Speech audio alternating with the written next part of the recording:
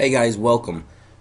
I wanted to go over with you right now one of the most important things that we use for our business that you're going to be able to implement for your business, which in our business we use Freedomsoft to actually help manage all of our leads and our contracts and everything when we're dealing with properties and buyers and sellers.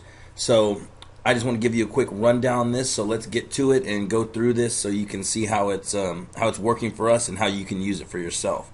So first of all, this is the home screen on Freedomsoft. So when you first come to it, this is going to be where you log in. And once you log in on this page, it's going to take you to the dashboard, what they call the dashboard of Freedomsoft here. And this is the dashboard. This is just some properties that we have up on our dashboard. You'll see that below here there's community, which is like a forum, and then you have tasks over here on the right hand side and my do tasks, and then there's some other tasks down here. So tasks are pretty important in what we do. You know, tasks help you stay on schedule with your follow-ups and a lot of things that you have going on with some of your properties. So first of all, the main things that you're going to use Freedomsoft for, or that we use Freedomsoft for, and that I highly recommend that you also use it for, is managing your properties, or better yet, managing your leads, I should say. Because even the properties that you don't get under contract, you should be inputting into Freedomsoft here. So first of all, let's go over here to the properties page.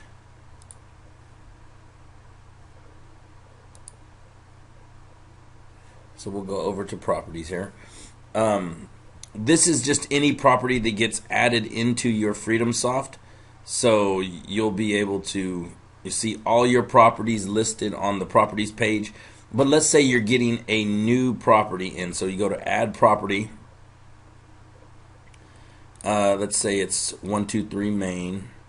We'll say Houston, Texas. And we'll just say 77004 for right now.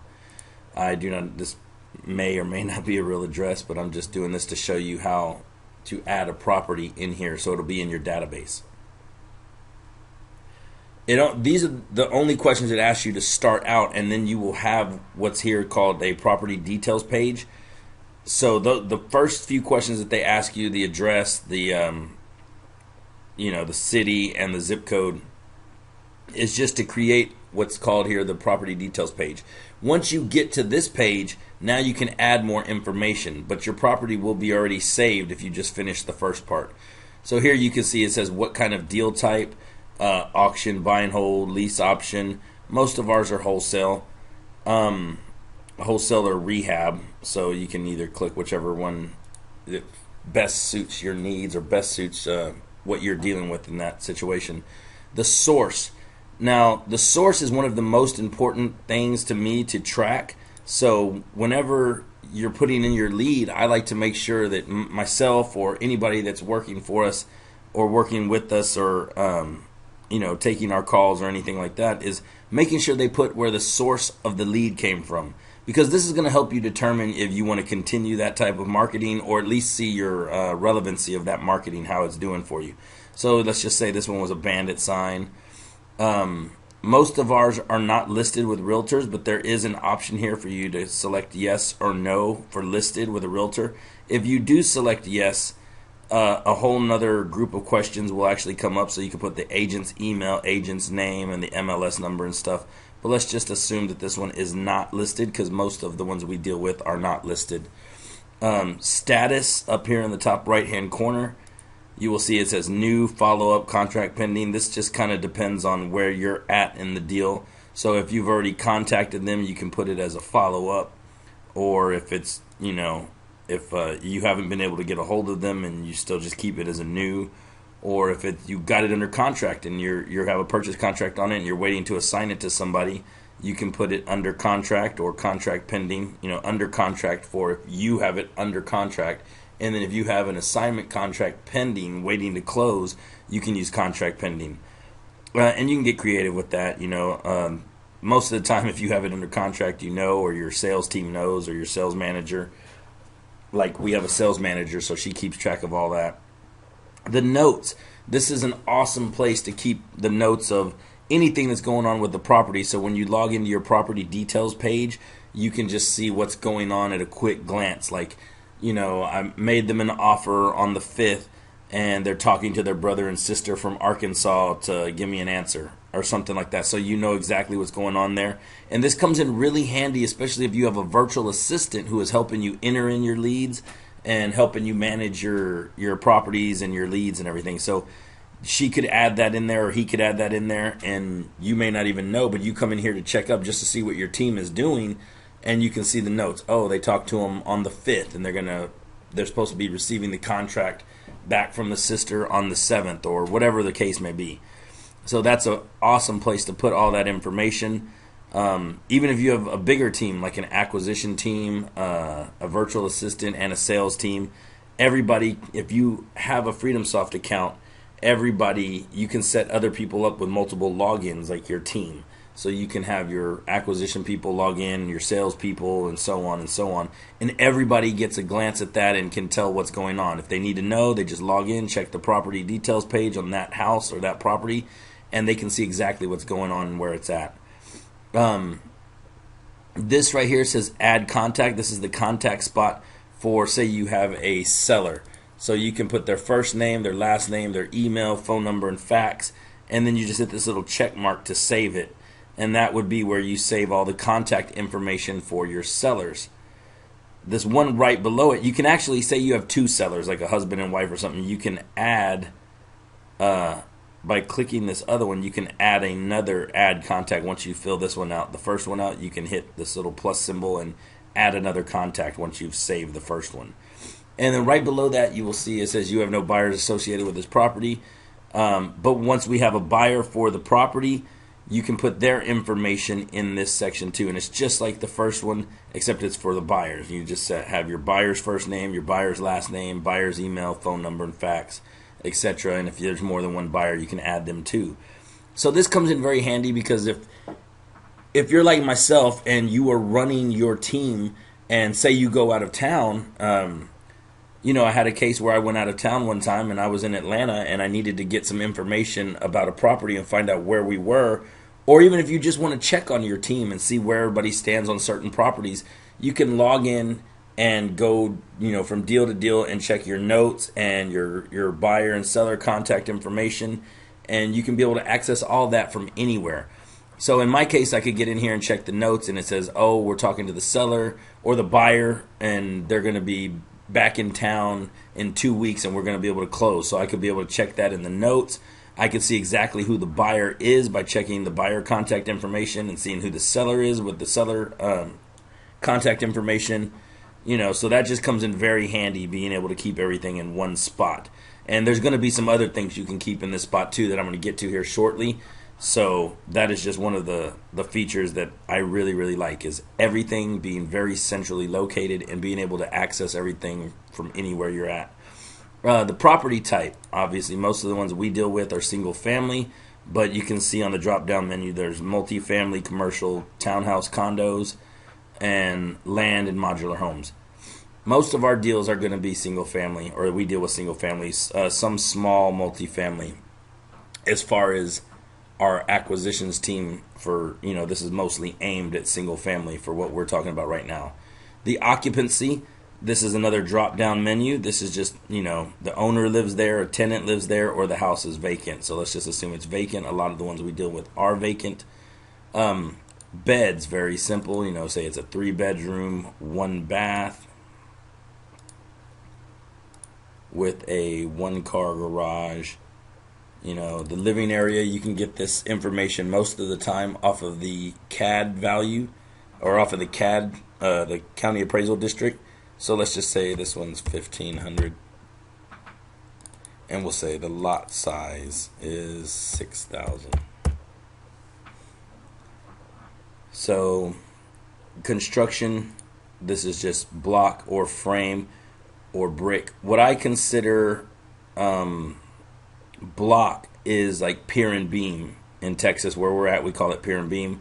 This was obviously made by people that are not in Texas, so they call it block, frame, brick. Now if it's on a slab, I consider that if it's brick house on a slab, I put brick. If it is a block house, then I consider that like pier and beam here in Houston. So frame, it could be frame on a slab or brick on a slab. That's what I consider those. Block, I consider pier and beam. And this one says block frame or brick frame.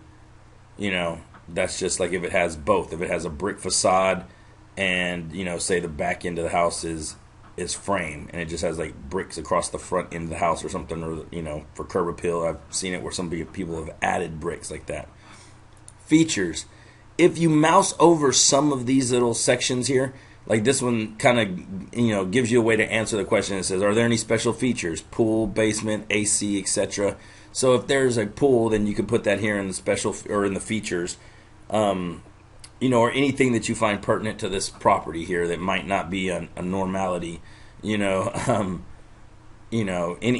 that you might think, like it says a pool, basement, central air or window units or whatever the case may be. Year built, pretty simple. You just put whatever year it was built. We'll just say in this one is 79. When you mouse over here on the reason, it asks you, or it gives you the way to ask the question as, is there a particular reason you're looking to sell? Obviously, most of the time you'll be able to ask these questions on your own, but if you get stuck on one, you can mouse over it and it will give you a way to ask it. On the HOA, you want to make sure and ask them, are there any homeowners association or maintenance fees associated with the property? Because that is kind of a big deal when you get down to the nitty gritty and you're trying to work a deal with a buyer. You need to know if there's an HOA or maintenance fee that's due every month or annually or whatever the case may be. The sell by date. Here you can say, you talk to the seller and they're like, oh yeah, I have to close within 2 weeks. This would be where you can put that information in there. Loan balance. Here, when you mouse over it, it says, what do you owe on the property, ? So that's the way they want you to ask the question. I highly suggest that when you're talking to them and you're going through this details page, if you're using it like a questionnaire, or if you have a questionnaire like this sheet and you're going through it and you're talking to them, I suggest going through asking them the questions in a conversation. I do everything mostly in a conversation, and I will be able to extract most of the information I need for, filling out this sheet through a conversation. So I'm not going to ask them personally. I don't say it, what do you owe on the property? Because a lot of times the sellers will take that a little offensive, or maybe feel like they're tipping their hand to what they owe on it, and then maybe they're helping you in the negotiations. So I'll talk to them and I tell them, so this property is free and clear, right? It's already paid off. And then you might catch them off guard that way, and they'll be like, oh, no, I still owe $27,000 on this property, or something like that, so you might be able to get them that way, because then they feel like they're just correcting you on something. They're like, oh, no, I owe something on it, or, whatever they owe on it, or if they don't own it, they're like, sure, yeah, it's free and clear. So I would rather ask it in that way instead of asking, what do you owe on the property, because it just seems a little less aggressive. With the repairs, and of course you just mouse over this, and what repairs are needed. So I like to ask them, if I was going to turn this house into a dream house that I'm going to put on the market and try to sell retail, what would I need to do to this house? What are the repairs that you think would be necessary for this to compete with all the best houses in the neighborhood? And then they'll kind of start telling you, it needs new countertops, it needs cabinets, the bathrooms need to be gutted and completely redone. So this is where you're going to be able to extract that information right there for the repairs. Taxes, what are your yearly taxes on the property, and are they current is the next question. So yes or no if they're current. Asking price. Now the asking price and lowest acceptable, I'm going to tell you how I ask those two questions, because I consider these the 1-2 punch in negotiating when you're getting down to price. So after I ask them all these questions, and I'm kind of building rapport with them while I do this, because like I said, I'm not just going through the questions and saying how many beds, how many baths, how many garages, what special features. I'm getting this information out of them while I'm talking. So tell me a little bit about the house. Tell me about your situation. Why are you looking to sell? And they will start talking to you. They will start telling you stuff that you don't even you wouldn't even think of asking. I've been in so many conversations where sellers, when I start listening to them or start talking to them in a conversation, they really feel like I'm listening to them. And me personally, I do kind of get into their stories, and I'm a kind of a people person, so I like hearing what's going on, and I like having conversations with them. So I do all of this in a conversation. So, give me a little bit about the situation. Give me a little bit about the house. They start telling you, well, it's a 3-bedroom, 2-bath house. It's in such and such area. Or, I was letting my granddaughter live there, and she kind of tore the house apart. It needs a lot of work. You will be surprised the stories you hear when you really genuinely take an interest in the people's lives and what's going on with the property. I know that goes against what a lot of people say, but I personally believe if you really genuinely care about what's going on with these people and you're trying to solve their problem, because anybody that's going to sell you a property, they have a problem. Whether it's, the house has been sitting there vacant, it's getting vandalized, or they're getting divorced, or they just don't want it. If they just don't want it, that's also a motivation. That's, they may not seem motivated because they may have money, they may not need to sell the property, but it may just be a burden on their conscience or on their mind. They're like, oh, it's just sitting there. Somebody could go in there and steal the copper, or whatever the situation is. If they don't want the property, that is a form of motivation. So, you just get to hear all of those things when you ask these questions in a conversation rather than running through it like a robot or sounding like a computer. So this 1-2 punch on asking the price, when I'm talking to them, I get all this information out of them. I will ask them, so what are you looking to sell the property for? What are you looking to get? And then whatever they tell me, I'll use some real life example numbers right here. We had one recently where the seller was, well, I'm really looking to get $127,000 for the property. So we would put 127 in this spot right here, 127,000. And then right after that, we kind of like go, ooh, well, that's kind of high for what we're looking to do, because we are offering to pay all cash. We will pay all of your closing costs. And if we do that, what would be the best thing? What would be the best price you could give me if I'm going to pay all your closing costs and close relatively fast and going to pay all in cash? And in that situation where the guy was asking for $127,000, with just asking that question right there, if I pay cash, pay all the closing costs, and close fast, what would be the best you could do? He came down to $77,000. Now, he did that all from just that one question. Now I'm not saying they're all going to do that, because that's just not going to happen in every case. But we get about 1 or 2 of those a year where they drastically drop their price. A lot of people drop their price when you ask that 1-2 punch question there. But this dramatically, we usually get like 1 or 2 a year. Maybe a couple more than that, depending on, it just depends on how much marketing you're doing. But we at least get 1 or 2 of those a year that they dramatically drop their asking price, just like this one, from 127 to 77. I had another one that was asking 125 and dropped it to 65. It was it just happened. So you do not want to neglect asking that 1-2 punch question like that. A lot of the times they'll come down 5 or 10 grand, and that definitely helps you in negotiating, because that's one question that gets them to drop down the price. And then you can negotiate more if you have to from there. But in this case, when he went from 127 to 77, we went right over to where he was at and got that contract. And you will be surprised when you get somebody that says that. Yeah, I'm looking for 127. Well, if we pay cash and close fast and pay all your closing costs, what would be the best you could do? Oh, well, if you're going to do all that, we'll pay 77. It's amazing. Flexible, I really don't even mess with this question right here, because I consider every price flexible, even if they say they're not. So that was a quick rundown on the property details page, which is pretty much like your questionnaire for Freedomsoft here. Now, the next thing you're going to find over here on the left-hand side column is underneath property details is communications. This is another one of my favorite tools that is accessible through Freedomsoft here. And that's because you're going to have a lot of communications with a lot of different sellers when you're doing, if you're doing your marketing correctly, you're going to have a lot of calls coming in, you're going to be dealing with a lot of people. So communications and keeping track of your communications is going to be a big deal. So let's just say in this one, we're going to add a communication. We'll say that the first call came in. So, they called in and now you're calling them back. So I'm going to keep track of that phone call.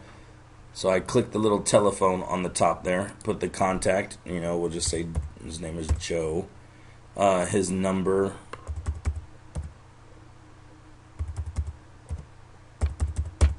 We'll just use that as a number. Now, the summary. Now, this is where you're going to keep track of what you said. So you can say you returned.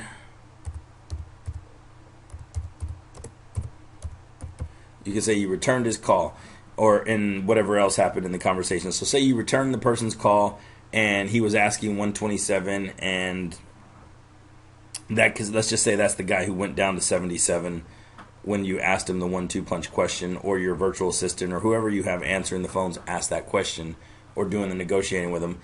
And you can say returned call, agreed to 77,000, going to get the contract.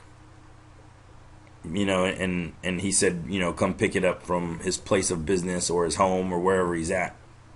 Now you can keep track of that phone call like that by hitting save phone call. So this will just keep track, a little tab. Let's see if once it refreshes here.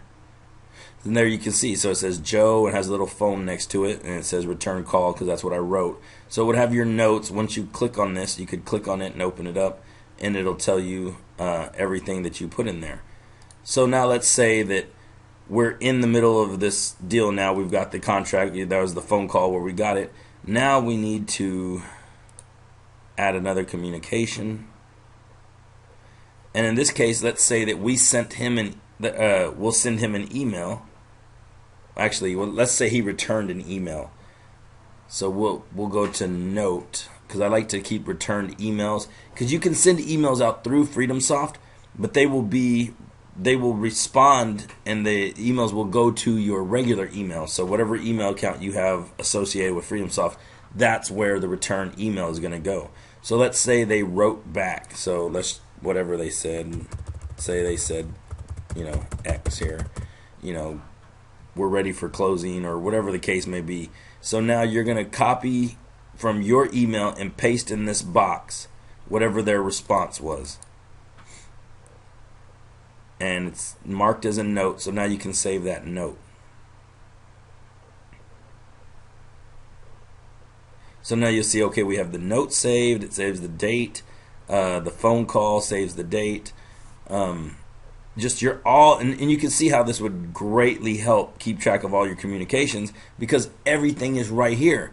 So if you have a seller that tries to tell you, or you had a conversation with them through email or phone call, they tell you, or you told them to get an affidavit of heirship signed by somebody and they agreed to it, and then later on they're like, oh, I didn't know that, I don't remember that, or whatever the issue might be. Sometimes you need to be able to access your old emails, and if you're dealing with a lot of properties, they can get lost in your regular email inbox or whatever you're using.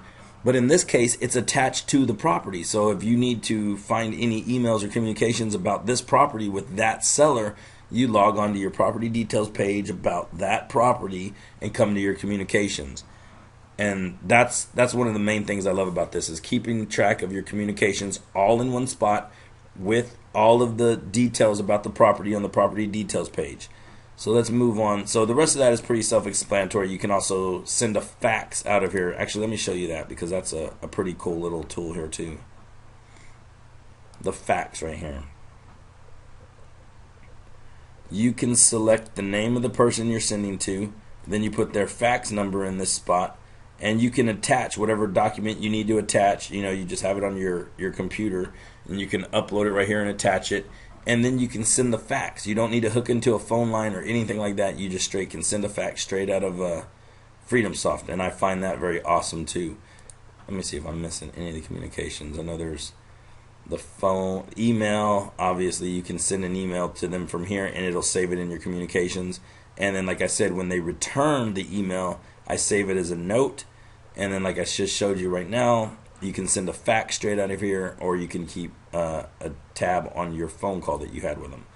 So that's pretty self-explanatory, but a great value. I love that. The next one is photos. Pretty simple. It's like a lot of other softwares. You just hit add photo, you select it off your desktop or your hard drive, and upload them. And then your photos are in one spot. Now your attachments. Mostly the attachments you're going to need are your contracts and stuff, which I'm going to show you how to generate a contract here in a minute. And whenever you generate a contract in Freedomsoft, it'll automatically be saved in your Freedomsoft account as an attachment. But you can also upload and attach files such as like affidavits of heirship or title commitments or anything that you need to keep with this property so that you can access it any time. And once you upload it here, you don't have to carry all that paperwork with you, or you have an assistant or something that uploads it to here. Then you can access it from your computer anywhere you're at. Now the tasks. This is another one that I love. I mentioned it earlier. It shows up on your dashboard. But say we just talked to a seller today. So the seller called in, we returned the call. The seller wanted $35,000, and right now we're at $28,000, and we are not willing to budge anymore on that. And just just say we can't budge anymore, whatever, for whatever reason it is. You're at 28, they're at 35, but you can sense that they're close. So I'm going to add a task to that property, this 123 Main property, and I'm going to title it as, just we'll say 123 follow up or 123 Main, because I like to use the property address. So I put the property address, follow up AC, and then over here when it comes to assign, I will assign it to myself. And anyone that you have associated with your Freedomsoft account will show up in that drop-down menu. And that means that their email is attached with them, whatever email they're using for the Freedomsoft account. That's the email that's associated with that person. In the additional notes, I'm going to say, turn down offer of 28, asking 35, follow up in 7 days or whatever. If I feel like they're really motivated, I'm not going to give it a whole 30 days before following up. I will follow up in a couple days if it's necessary. That is something that you're kind of going to have to play by ear and feel it out. But if you know that they're going to do something, they're just not agreeing to a price with you right then, don't just let it die for 30 days. Stay in contact with them. Don't let that conversation with them die, because you never know. They might be really close and they need to do something, and most of the time you can sense that. So don't just say, oh, I'm going to follow up with them in 30 days.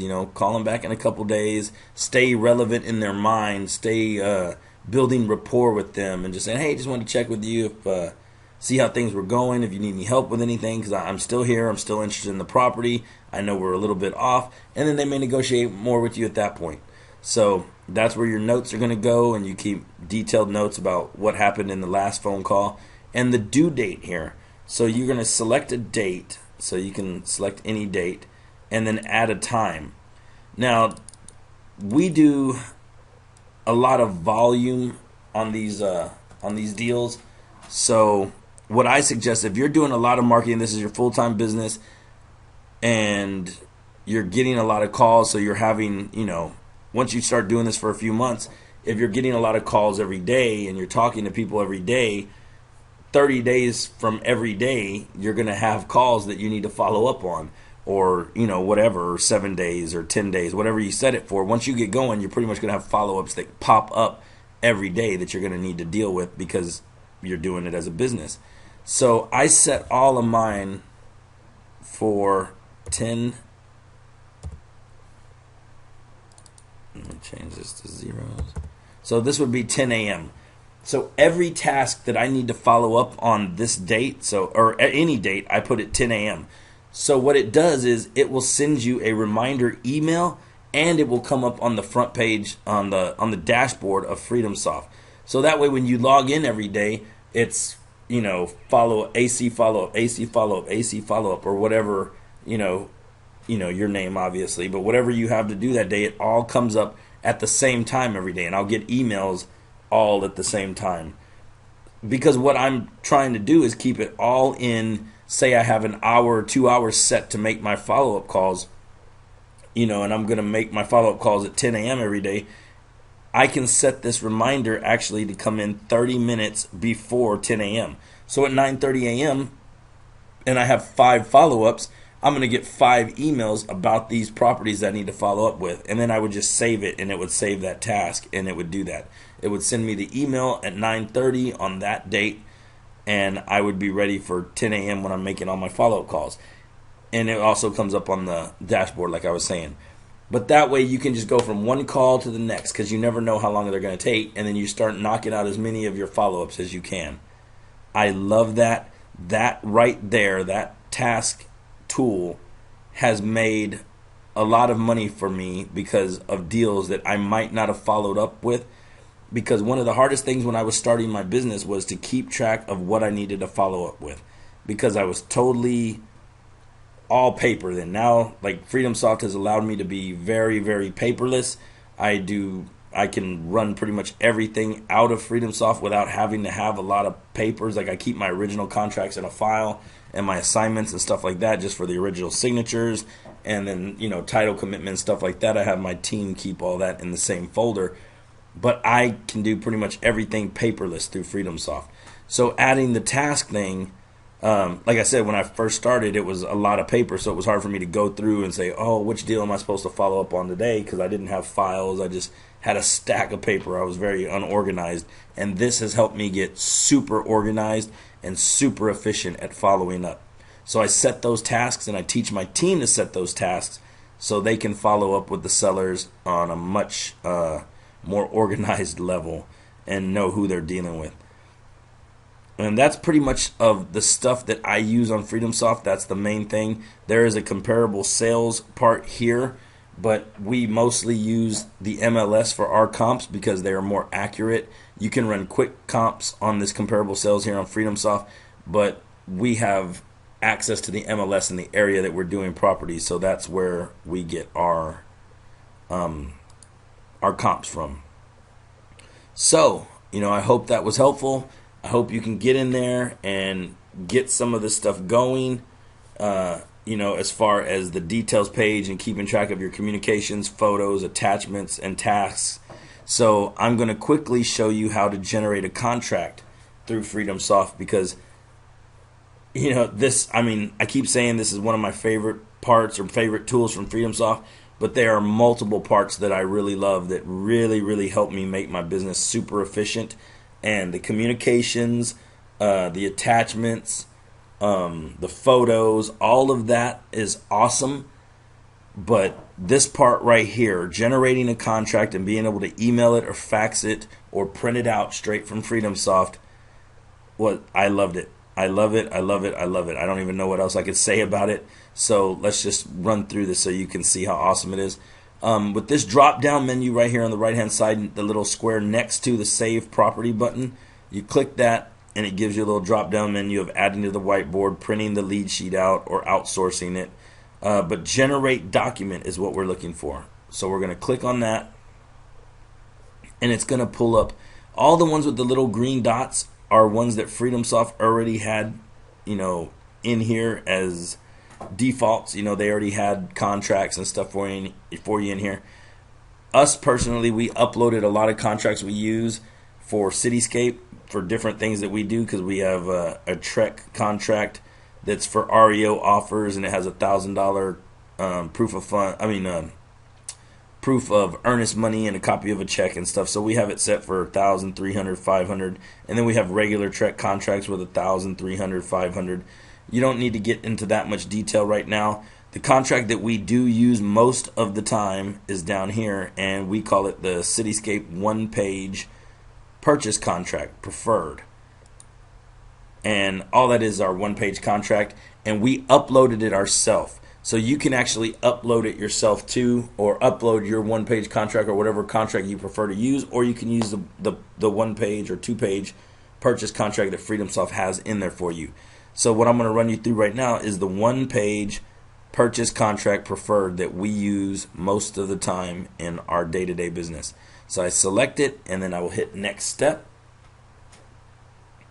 And you can actually set your contracts to be auto-filled. When you upload it, it'll ask you how you want to do that, and we went ahead and set it up where we put in the space where the legal description goes. So if we type that in here, it's going to actually automatically put it in the legal description part on the contract, and the same thing for the purchase price and the closing date. So let's just go through here. We'll just pick we'll just say lot 1, block 1.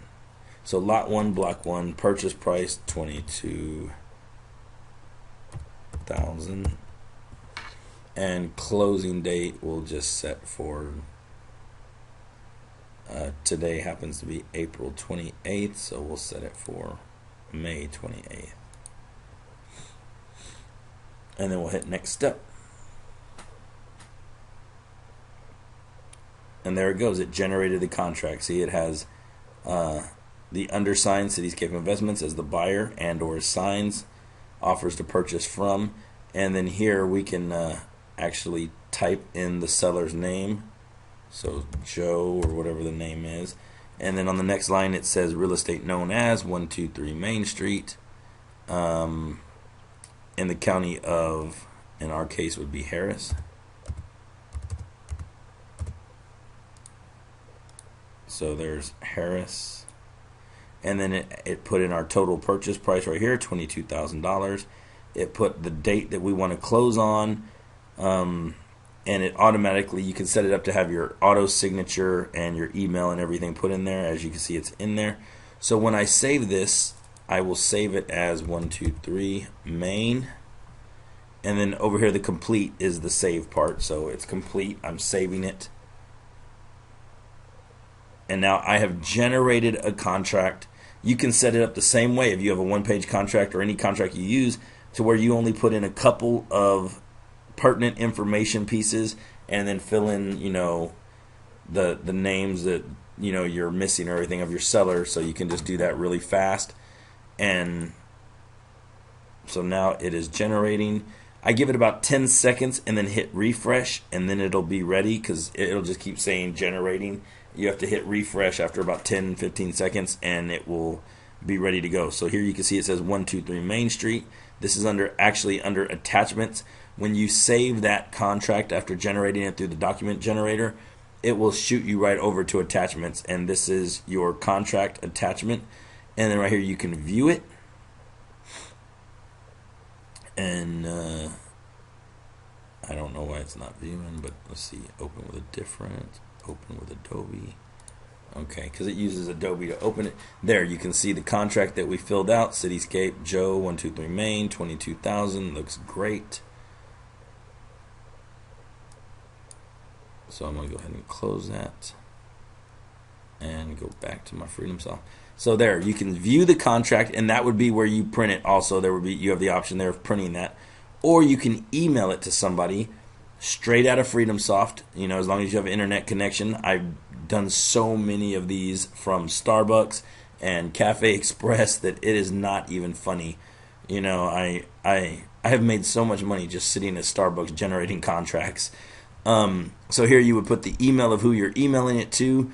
You can always change the subject line here, and you can actually have pre-written emails, which I actually do. So I will actually show you how I do this. So I come down and I have everything saved, and I'm looking for my Cityscape cash offer template. There it is. So it says offer on your property. I will put 123 Main,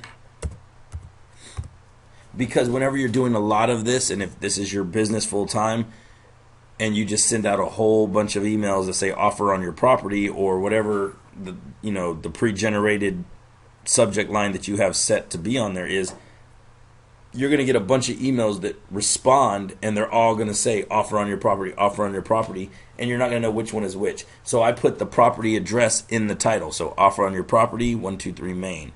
And then the email is, it's pre-written and ready to go, and it automatically has the attachment down here because we generated the contract and we did the email out of there. So it just says hi, and then I will add the person's name, Joe. Attached is an as-is cash offer for your property at, and it'll automatically fill in the address, 123 Main Street or whatever it is. The offer price is net to you. Will cover all your normal closing costs outside of any taxes you might owe. Please sign and send back to me right away. As soon as I get this back from you, I will get everything over to our title company and close right away. And then thanks, and then I put my name or my whoever is sending the email, if it's one of my acquisition agents or whatever.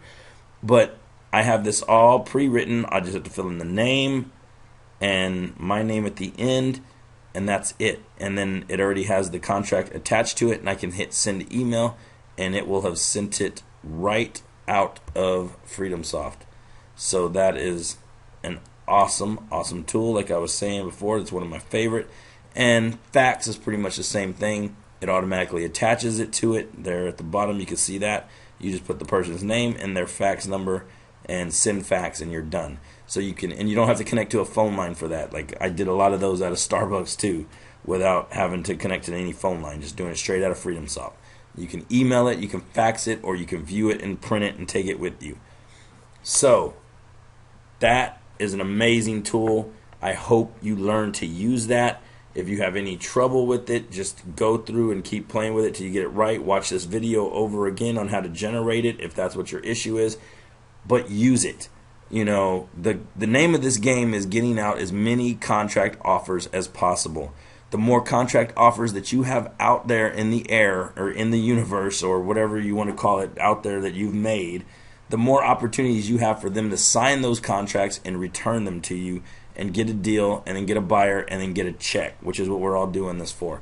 So I hope you got a lot out of this, learning how to use the property details page, learning how to use the communications part, the photos, the attachments, and the tasks, and above all, the document generator.